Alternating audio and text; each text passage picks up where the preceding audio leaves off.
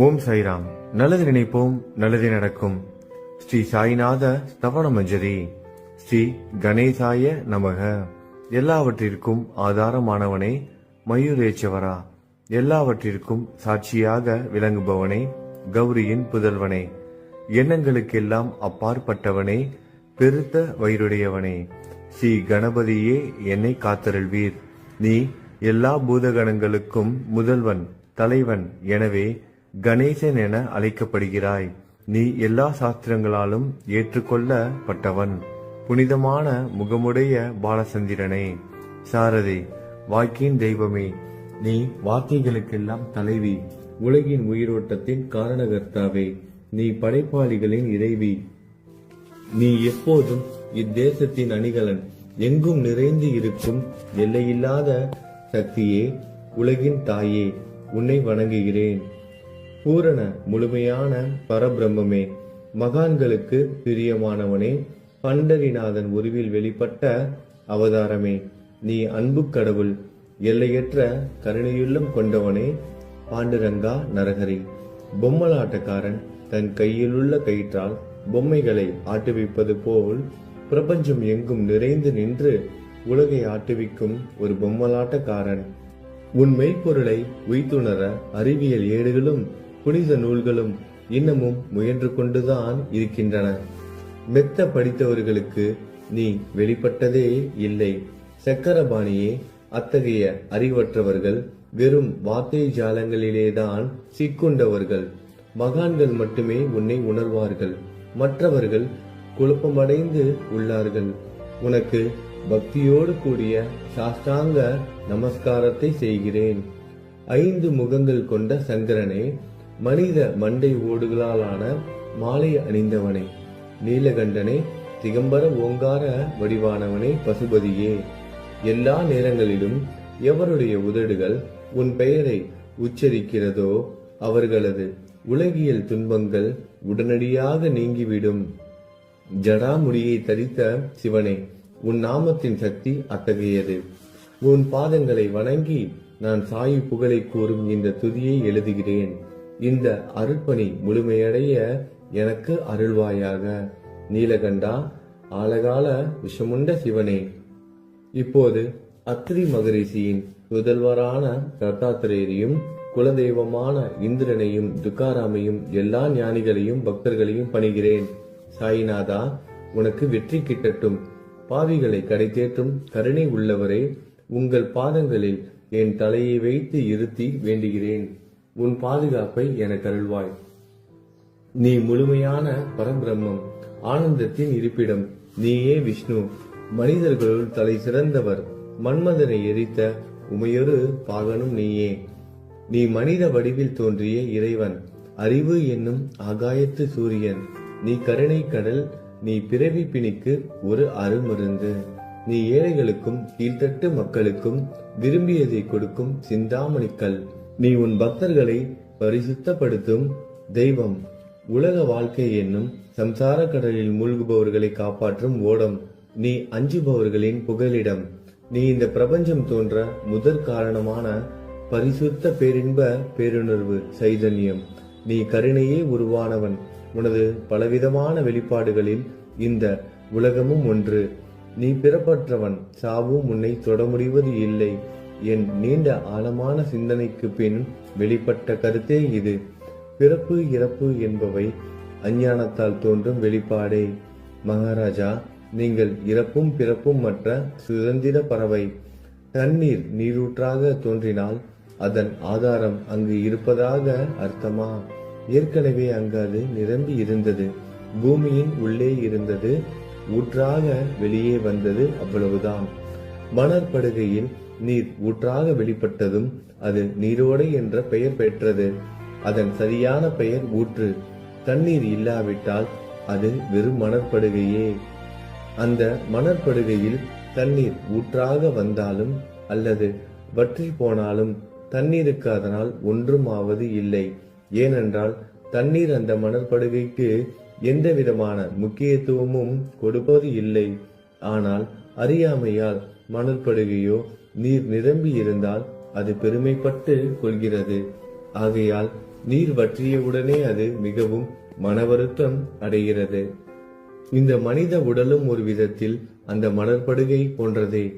புனித பேரின்ப நிலையை அந்த நீரூற்றின் தூய தண்ணீருக்கு ஒப்பிடலாம்.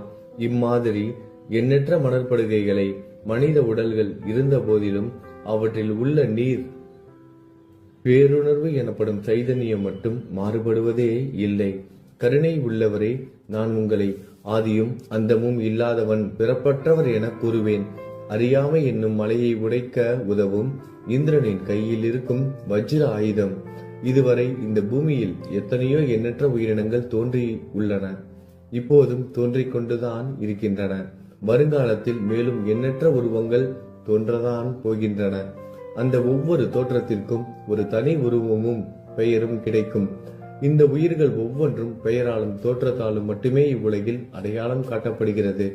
ஆகையால் அந்த சுத்த பேருணர்வு நிலையை நீ நான் என்று பிரித்து காட்டுவது சரியல்ல. ஏனென்றால் எது இரண்டாக தோன்ற முடியாதோ அதுவே உண்மையில் பரிசுத்த பேரின்ப பேருணர்வு சைதன்யம் எனப்படும். அது ஒன்றே அனைவரின் உள்ளும் ஆத்மா என்ற பெயரில் உள்ளது. மேலும் உண்மையை சொல்வதானால் அந்த ஒரே ஒரு சுத்த பேரின்ப பேருணர்வு நிலைதான் உலகம் முழுவதும் வியாபித்து இருக்கிறது. அப்படி இருக்கையில் நீ நான் என்ற வேற்றுமைகள் எவ்வாறு இருக்க முடியும்? நீருண்ட மேகத்தில் உள்ள நீரின் தன்மை உலகெங்கிலும் ஒன்றே. ஆனால் அது பூமியை அடைந்ததும் வெவ்வேறு தோற்றங்களை நதி, ஏரி, ஊற்று ஏற்கின்றன. கோதாவரி மணற்படுகையில் விழும் நீர் கோதாவரி நதி என்றழைக்கப்படும். அதே சமயம் கிணறு ஒன்றில் விழும் நீருக்கு அந்த சிறப்பு தகுதி கிடைப்பது இல்லை. கோதாவரி நதி மிகவும் புனிதமானது. நீங்கள் அதில் உள்ள நீரை போன்றவர். நாங்கள் குளம், குட்டை, சகதியில் உள்ள நீர் போன்றவர்கள்.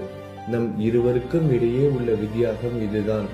உங்கள் வாழ்வின் குறிக்கோளை அடைவதற்கு நாங்கள் உங்களிடம் வர வேண்டும்.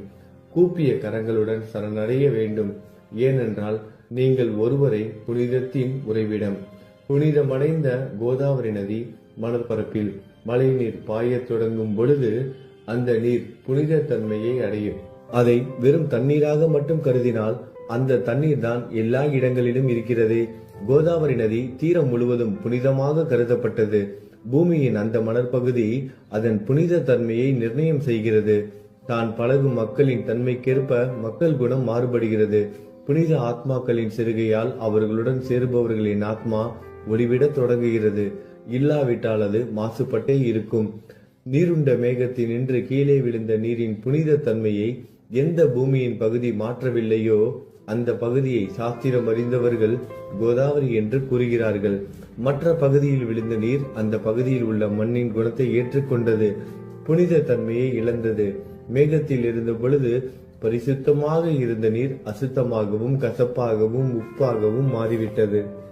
6 வித உட்பகைகளை அகற்றி காமம், கோபம், பேராசை, வெறுப்பு, அகங்காரம், பொறாமை, புனித உடலெடுத்து வந்த குருதேவா தங்களை புனித மகான் என்று அழைப்பதே சால பொருந்தும். ஆகவே நீங்களே புனித கோதாவரி. நீங்கள் புடம் போடப்பட்டதாலேயேதான் நான் உங்களை புனித கோதாவரியாக உருவகம் செய்கிறேன். இயங்கும் அத்தனை படைப்புகளிலும் நீங்கள் சிறப்புற முதன்மை பெறுகிறீர்கள். பிரம்மா உயிர்களை படைக்க ஆரம்பித்ததிலிருந்தே உலகம் தோன்றியது முதல் கோதாவரி நதி இருக்கிறது. நீர் நிறைந்து பாயும் அந்த நதியில் இன்று வரை தண்ணீர் வற்றியதே இல்லை. ராவணனின் எதிரியான ராமர் கோதாவரி நதியின் கரைக்கு வந்தபோது ஓடிக்கொண்டிருந்த தண்ணீர் இன்று வரை அதே இடத்தில் எப்படி இருக்க முடியும் என்று சற்றே யோசித்து பாருங்கள். கோதாவரி நதியின் மணற்படுக்கை மட்டும் அதேதான். தண்ணீர் கடலை சென்றடைந்து விட்டது. ஆனால் அந்த கோதாவரி நீர்ப்படுகையுடன் புனிதத்தன்மை மட்டும் என்றுமே மாறாமல் இன்று வரை அப்படியே உள்ளது. ஒவ்வொரு வருடமும் பழைய நீர் வெளியேறி புதிய நீர் அதற்குள் பாய்கிறது. உங்களுக்கு தெரிந்த வாழ்க்கை நீதிதான் அது. ஒரு நூற்றாண்டை ஒரு ஆண்டாக கணக்கிட்டால் அந்த நூற்றாண்டில் தோன்றிய முனிவர்கள் பாயும் நீரை போன்றவர்கள். அவர்களில் மிகப்பெரிய மகான்கள் அந்த நீரில் தோன்றும் அலைகள் போன்றவர்கள். இந்த புனித கோதாவரி நதியில் முந்தைய நூற்றாண்டுகளில் சனாதர், சனதர், சனந்தனர் போன்ற மகான்கள் வெள்ளமாக தோன்றினார்கள். பிறகு நாரதர், தும்ரு, துருவன், பிரகலாதன், மகாபலி சக்கரவர்த்தி, சபரி, அங்கதன், வாயுகுமாரனான அனுமான், விதுரர், கோபர்களும் கோபியர்களும் வெள்ளமாக தோன்றினர். இவ்வாறு இன்று வரை கடந்த நூற்றாண்டுகள் ஒவ்வொன்றிலும் ஒன்றன் பின் ஒன்றாக மகான்களாகிய வெள்ளம் தோன்றியது. அவற்றை எல்லாம் என்னால் ஞாபகப்படுத்தி கூற முடியவில்லை. சாய்நாதா, இந்த நூற்றாண்டில் 19ஆம் நூற்றாண்டு புனித கோதாவரி நதியில் சந்தேகத்திற்கு இடமில்லாமல் நீங்கள் வெள்ளமாக பாய்ந்தீர்கள். எனவே உமது தெய்வீகமான பாதங்களை வணங்குகிறேன் மகாராஜா. நான் செய்யும் தவறுகளை உங்கள் கவனத்தில் வைத்துக் கொள்ள வேண்டாம் என மன்றாடி கேட்டுக்கொள்கிறேன். நான் ஒரு எளியவன், அறியாதவன், தீய குணங்கள் கொண்ட மிகப்பெரிய பாவி. என்னை புறம் தள்ளி விடாதீர்கள், கைவிட்டு விடாதீர்கள். மட்டமான உலோகத்தையும் தங்கமாக மாற்றும் சக்தி கொண்ட ரசவாதக்கல் இரும்பினுடைய இயற்கையான தன்மைகளை பொருட்படுத்துவது இல்லை. கோதாவரி நதி தன்னுள் கலக்கும் சிறு ஓடைகளை திருப்பி அனுப்புவது இல்லை. அநேக தீய குணங்களை என்னுள் கொண்டவன் நான். உங்களது கருணை மிகுந்த பார்வையால் அவற்றை சடுதியில் அழித்து விடுங்கள். இது மட்டும்தான் உங்கள் அடிமையான தாஸ்கனுவின் வேண்டுகோள். ரசவாத கல்லின் தொடர்பு ஏற்பட்டும் இரும்பின் இயற்கை தன்மைகள் அளிக்கப்படாவிட்டால் குருதேவா, அது ரசவாத கல்லின் பெருமைக்கு இழுக்கு அல்லவா? என்னை பாவியாகவே இருக்கும்படி விட்டு விடாதீர்கள். தங்களை குறைவாக மதிப்பிட்டுக் கொள்ளாதீர்கள். நீங்கள் ரசவாத கல், நான் இரும்பு. எனக்கு ஏற்படும் இழிவுகள் தங்களுக்கு ஏற்படும் இழிவுகள் அல்லவா? ஒரு குழந்தை தவறு செய்து கொண்டேதான் இருக்கிறது. ஆனால் அதற்காக தாயார் கோபமடைவது இல்லை. இதை தாங்கள் நினைவில் வைத்துக் கொண்டு எனக்கு உங்கள் அருள் ஆசிகளை தாருங்கள். சத்குரு சாய்நாதா, நீங்கள் எனது கற்பக விருட்சம், சம்சார கடலை கடக்க உதவும் கப்பல். சந்தேகத்திற்கு இடமின்றி நீங்கள் ஒருவர் மட்டுமே என்னை கடை தேற்ற முடியும். நீங்கள் எனக்கு காமதேனுவாகிய பசு. நீங்கள் சிந்தாமணிக்கல், ஞானவானில் சூரியன் தாங்கள். நீங்கள் நற்பண்புகளின் சுரங்கம், சொர்க்கத்திற்கு ஏறி செல்ல உதவும் ஏணி நீங்கள். புனித செயல்களின் நிறைகள் நிறைய கொண்டவரை, பரிசுத்தமானவரை, சாந்தி மற்றும் பேரின்பத்தின் மொத்த உருவமே, இரண்டாக இல்லாதவரே, வேறுபாடு இல்லாதவரே, அறிவு கடவுளே, குறைகளற்ற முழுமையான அறிவாக உருவெடுத்தவரே, மனிதர்களில் உன்னதமானவரே, சாந்தி மற்றும் மன்னிப்பதின் உறைவிடமே, பக்தர்களின் அடைக்கலமே, என்னை ஆசீர்வதியுங்கள், என்னை ஆசீர்வதியுங்கள். சத்குரு மச்சீந்திரநாதர். கலியுகம் ஆரம்பித்தவுடன் மகாவிஷ்ணுவால் உலகம் உய்ய அனுப்பப்பட்ட 9 நாதர்களில் ஒருவர் நீயே. சிவன் நெற்றிக்கண்ணை திறந்தவுடன் அந்த அக்னியில் தோன்றிய மகாத்மா ஜாலந்தரும் நீயே. நீங்கள் மகாராஷ்டிராவில் தோன்றி பக்தி மார்க்கத்தை பரப்பிய ஞானிகள் நிவர்த்திநாதர், ஞானேஸ்வரர், கபீர்தாசர், ஷேக் முகமது, ஏகநாதர். நீங்கள் போதவா தத்தகுருவின் குரு நீங்களே. பண்டரிநாதரின் அடியவர் சாவதா மாலி. நீங்கள் உண்மையில் ஆஞ்சநேயரின் மறு அவதாரம் ராமதாசர். நீங்கள் மகாராஷ்டிர ஞானி பாண்டுரங்கன் மீது அபகங்கள் என்னும் கீர்த்தனை நிறைய இயற்றிய துகாராம். சாயிநாதா, நீங்கள் முஸ்லிம் ஞானி ராம பக்தர். நீங்கள் தத்தாத்திரேயரின் மறு அவதாரம் மாணிக் பிரபு. உங்களது இன்றைய அவதாரம் தோற்றம் மற்றும் உங்களுடைய எண்ணற்ற தன்மைகளை புரிந்து கொள்ள உண்மையில் கடினமாக இருக்கிறது. உங்களது ஜாதி குலம் பற்றிய எதையும் நீங்கள் எவருக்கும் வெளிப்படுத்தியது இல்லை. சிலர் உங்களை முஸ்லீம் என்கிறார்கள், சிலர் உங்களை பிராமணர் என்கிறார்கள். கிருஷ்ணரை போன்று எண்ணற்ற தெய்வீக லீலைகளை செய்வதெல்லாம் உங்களுக்கு ஒரு விளையாட்டு. ஸ்ரீ கிருஷ்ண பரமாத்மாவை பார்த்து உயிர்த்துணர்ந்த பல்வேறு மக்கள் பலவிதமான பெயர்களிட்டு அவரை அழைத்தனர். சிலர் அவரை யது குலத்தின் அணிகலன் என்றார்கள். சிலர் அவரை மாடுகள் மேய்க்கும் இடையன் என்றனர்.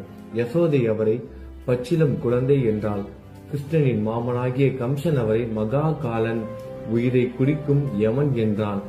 அர்ஜுனன் அவரை எங்கும் நீக்கமர நிறைந்துள்ளவர் என்றான்.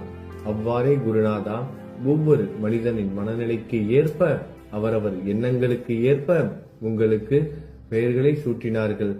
மசூதி நீங்கள் வாழும் இருப்பிடம். உங்கள் காதுகள் குத்தப்படவில்லை.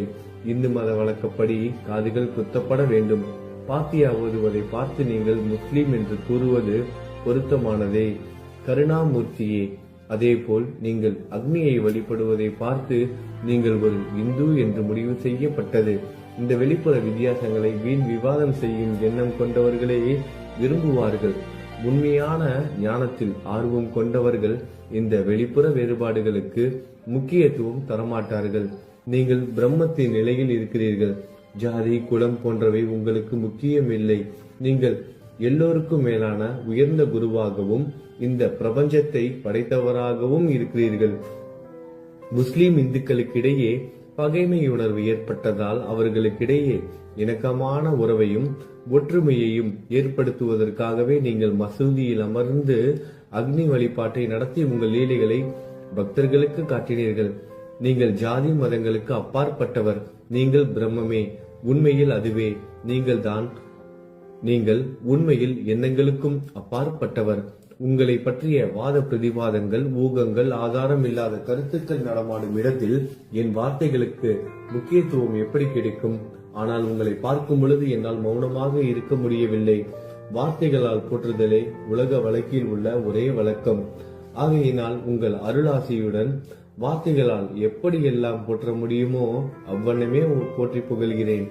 கடவுளின் நிலையை விட மகான்களின் நிலை வேறுபட்டு மிக உயர்ந்ததாகவும் இருக்கும். மகான்களின் அருகில் நான், எனது போன்ற எண்ணங்களுக்கு இடமே இல்லை. கடவுளை வெறுத்ததால் இரணியகசிபுவும் ராவணனும் கொல்லப்பட்டனர். மகான்கள் கைகளால் இத்தகைய துர்சம்பவங்கள் ஏற்பட்டதே இல்லை. அரசன் கோபிசந்தன் முனிவர் ஜாலந்தரை சாணக்குவியலுக்குள் புதைத்தான். ஆனால் அந்த நிலையிலும் அரசரின் அந்த செயலுக்காக அந்த முனிவர் வருத்தப்படவே இல்லை. அரசரின் அந்த செயலுக்கு நேர்மாறாக அந்த அரசனை சம்சார சூழலில் இருந்து விடுவித்து அவனை முக்தியடைய செய்தார். மகான்களின் சக்தி இப்படிப்பட்டதே. அவற்றை விவரித்து கூற முடியாது. மகான்கள் சூரியனை போன்றவர்கள். அவர்கள் கருணை ஒளிவிட்டு பிரகாசிக்க கூடியது. மகான்கள் சந்திரனை போல் இதயத்திற்கு ஆறுதல் கொடுப்பவர்கள். சந்திரனின் மேன்மையான ஒளிக்கதிர்கள் போல் அவர்களது அருள் ஒளி வீசும். மகான்கள் இதமளிக்கும் கஸ்தூரி போன்றவர்கள். அவர்கள் அருள் அதன் நறுமணம் போன்றது. மகான்கள் சாறு நிரம்பிய கரும்பு போன்றவர்கள். அவர்களின் அருள் அந்த கரும்பு சாற்றினை போல் இனிப்பானது. நிச்சயமாக மகான்கள் நல்லவர்களிடமும் தீயவர்களிடமும் ஒரே விதமாக நடந்து கொள்கின்றனர். அதற்கும் மேலாக பாவிகளிடம் அவர்கள் காட்டும் அன்பு அளவிட முடியாதது. கோதாவரி நதியில் அழுக்கடைந்த துணிகளை சுத்தம் செய்யப்பட வேண்டி வருகின்றன. சுத்தமான துணிகள் கோதாவரி நதியில் நின்று வெகு தூரத்தில் பெட்டியிலேயே தங்கிவிடுகின்றன. பெட்டியில் வைக்கப்பட்டிருந்த அந்த துணியும் ஒரே ஒரு முறை கோதாவரி மணற்படுகைக்கு நன்றாக துவைப்பதற்காக வந்ததுதான். இந்த ஊமையில் பெட்டிதான் வைகுண்டம், நீங்களே கோதாவரி. கோதாவரி நதிக்கரையே நம்பிக்கை. எல்லா உயிரினங்களும் துணிகள். 6 விதமான மன விகாரங்களே அவற்றை பற்றியுள்ள அழுக்கு. அவை காமம், கோபம், கஞ்சுத்தனம், மதம், பொறாமை, மோகம் என்பவையே. தங்கள் பாதார விந்தங்களை வணங்குவதை கோதாவரியில் செய்யப்படும் புனித குளியல் எல்லா பாவங்களையும் மன அழுக்குகள் போக்கி சமத்தரே எங்களை சுத்தப்படுத்தும். சம்சார வாழ்க்கையில் உழலும் மக்களாகிய நாங்கள் மேலும் மேலும் பாவம் செய்கிறவர்களாக இருக்கிறோம். எனவே மகான்களின் தரிசனம் பெறுவதற்கு நாங்கள் தகுதியுடையவர்கள் ஆகிறோம். கோதாவரி நதியில் தண்ணீர் நிரம்பி உள்ளது. படித்துறையில் துவைப்பதற்காக துணிகள் வருகின்றன. அவை துவைக்கப்பட்டு சுத்தப்படுத்தப்படாவிட்டால் அது கோதாவரி நதிக்கல்லவா இலக்கை தேடி தரும். நீங்கள் அடர்ந்த இலைகளுடன் கூடிய நிழலையும் குளிர்ச்சியையும் தரும் மரம். உண்மையில் நாங்கள் வழிபோக்கர்கள். எங்களை 3 வித துக்கங்கள், இயற்கை இடர்பாடுகளால் வரும் துன்பங்கள், நமது உடலுக்கு வரும் நோய் நொடிகள், அஞ்ஞானத்தால் நிரம்பிவிடும் பாவ மூட்டை எனப்படுவையில் சுட்டரிக்கின்றன. கருணாமூர்த்தியே, அந்த சுட்டரிக்கும் 3 வித தாபங்களின் வெப்பத்திலிருந்து எங்களை காப்பாற்றும். தங்கள் அன்பு மிகுந்த கருணை என்னும் குளிர் நிழல் இந்த சம்சாரம் என்னும் வாழ்க்கை கடலை கடக்க உதவும் தன்மை கொண்டது. மரத்தின் அடியில் அமர்ந்தும் ஒருவன் சூரியனின் சுட்டரிக்கும் வெப்பத்தை உணர்ந்தால் அந்த மரத்தை நிழல் தரும் மரம் என்று கூற முடியுமா? பாருங்கள், உங்கள் அருளின்றி இந்த உலகில் நல்லது என்பது ஏற்படுவது இல்லை. எனவே தர்மத்தை நிலைநிறுத்துவதற்காக சேஷசாயி பாம்பு படுக்கையில் இருப்பவனே அர்ஜுனனுக்கு நண்பனாக, வழிகாட்டியாக மற்றும் ஆன்மீகவாதியாக மாறினார். சுக்ரீவனின் அன்பினாலேயே விபீடனன் அரசன் ராமனின் நட்பை பெற்றான். ஸ்ரீ ஹரியும் மகான்கள் மூலமாகத்தான் பெருமை பெற்றார். பிரம்மம் உருவமற்றது. எனவே வேதங்களால் அதை வர்ணிக்க முடியவில்லை. பூமியில் அதை மனித உருவில் தோன்ற வைத்து மகான்கள் அதன் உருவமற்ற தன்மையை மாற்றினர். தாமாஜி என்ற பக்தருக்காக பாண்டுரங்கனை ஒரு தாழ்த்தப்பட்ட குலத்தில் பிறக்க வைத்தார். சோகமேளா என்ற பக்தருக்காக உலகின் தெய்வமாகிய இறைவனை இறந்த எருமைகளின் உயிரற்ற உடல்களை எடுக்க வைத்தார். மகான்களின் பெருமையை உணர்ந்த இறைவன் தண்ணீர் சுமந்து உழைத்தார். உண்மையில் மகான்கள் எல்லாவற்றையும் தாங்கும் சக்தியும் சச்சிதானந்த பிரபுவும் ஆகிய இறைவனின் எஜமானர்களே. இதற்கு மேலும் சொல்வதற்கு ஏதும் இல்லை. நீங்களே என் தாயும் தந்தையும்.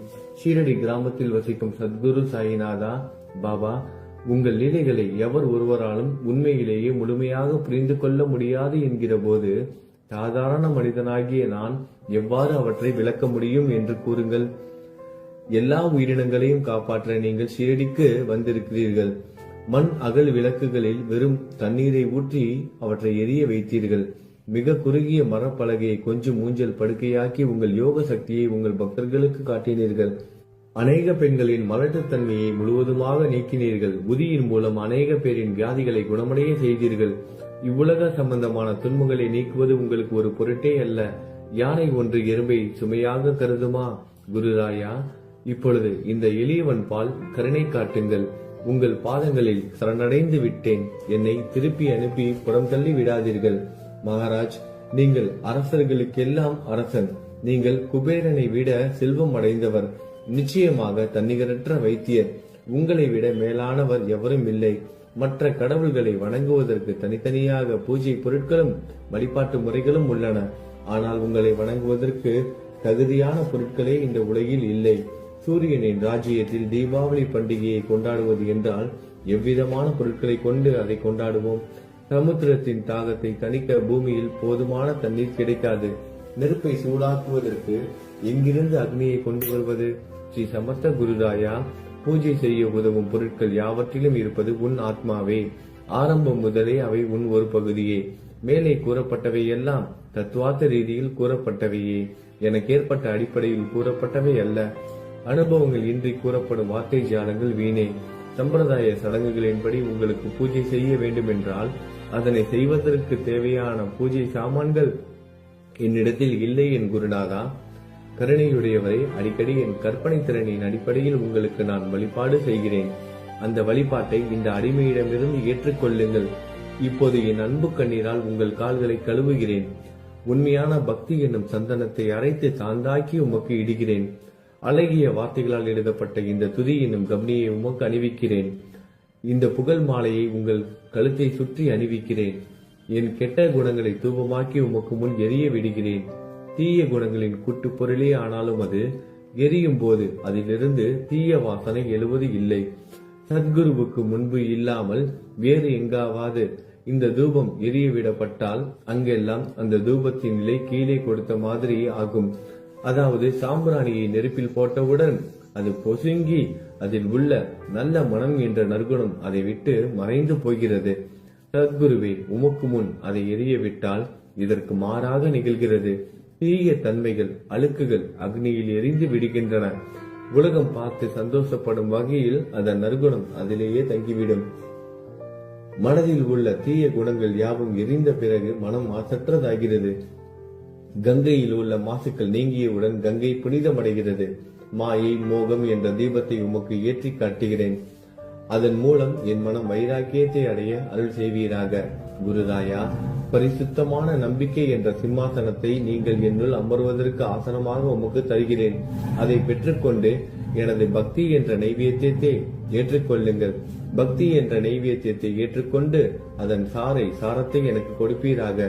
ஏனெனில் நான் உமது பால்குடி மாறாத பச்சிலம் குழந்தை. உங்கள் அருட்பாலில் எனக்கு உரிமை உண்டு. எனது மனதையே உமக்கு தட்சணையாக கொடுக்கிறேன். ஆகையால் நான் செய்யும் காரியங்கள் யாவற்றிலும் நான் செய்பவன் என்று உரிமை கொண்டாட முடியாது. ஏனென்றால் நினைக்கும் மனதை தான் உமக்கு அர்ப்பணித்து விட்டேனே. இப்பொழுது பணிவுடன் கூடிய பிரார்த்தனையோடு உங்களை சாஷ்டாங்கமாக நமஸ்காரம் செய்கிறேன். தெய்வீக சாயிநாதா, தயவு செய்து நீங்கள் அதை ஏற்றுக்கொள்ளுங்கள். 8 பிரார்த்தனைகள். சாயிநாதா, சாந்தமான மனமுடையவரே, அறிவின் சிகரமே, அன்புள்ளம் கொண்டவரே, கருணை கடலே, உண்மையின் உறைவிடமே, மாயை என்னும் இருளை அகற்றுபவரே, ஜாதி மதங்களுக்கு அப்பாற்பட்ட துறவியே, எங்களின் புரிந்து கொள்ளும் திறமைக்கும் அப்பாற்பட்டவரே, அன்பின் இருப்பிடமே, ஷீரடி நாதா, என்னை காப்பாற்றும் ஞான சூரியனே, ஞானத்தை அளிப்பவரே, எல்லாவித நல்ல செயல்களையும் செய்பவரே, பக்தர்களின் மனங்களில் ஒளிரும் பரமஹம்சரே, தங்களை சரணடைந்தவர்களை காப்பவரே, படைக்கும் தொழில் புரியும் பிரம்மாவே நீங்கள், காக்கும் கடவுள் விஷ்ணுவே நீங்கள், 3 உலகங்களையும், பூவுலகம், சொர்க்கம், நரகம், கடைசியில் லயமடைய செய்யும் ருத்திரனும் சிவனும் நீங்களே. நீங்கள் இல்லாத இடமே இந்த பூமியில் ஏது? எல்லாம் அறிந்த இறைவன் நீங்கள். எங்கள் அனைவரின் இதயங்களிலும் வசிப்பவரும் நீங்களே. எனது எல்லா குற்றங்களையும் மன்னிக்க வேண்டும் என வேண்டி கேட்டுக்கொள்கிறேன். அலை அலைகளாக வரும் சந்தேகங்களையும் மனமயக்கங்களையும் போக்குவீராகுக. நீங்கள் பசு, நான் புதிதாக பிறந்த இளம் கன்று. நீங்கள் சந்திரன், நான் சந்திர காந்தக்கல். தங்கள் பாதங்கள் கங்கை நதி, புண்ணியத்தை தருவதால் பணிவுடன் இந்த அடிமை உங்களுக்கு தலை வணங்குகிறேன். உங்கள் கைகளை என் தலை மீது வைத்து ஆசி கூறுங்கள். கவலைகளும் துன்பங்களும் பறந்தோடட்டும். நான் உங்கள் அடிமை. இந்த 8 துதிகளையும் கூறி நான் உங்களை சாஷ்டாங்கமாக நமஸ்கரிக்கிறேன். எனது பாவங்கள், துயரங்கள், ஏழ்மை யாவும் உடனடியாக விலகட்டும். நீங்கள் பசு, நான் கன்று குட்டி. நீங்கள் தாய், நான் உங்கள் குழந்தை. என் மீது கடுமை காட்டாதீர்கள். நீங்கள் மேற்கு தொடர்ச்சி மலைப்பகுதி மலையகிரியில் உள்ள சந்தனம், நான் முள் அடர்ந்த புதர். நீங்கள் புனிதமான கோதாவரி நீர், நானோ பெரும் பாவி.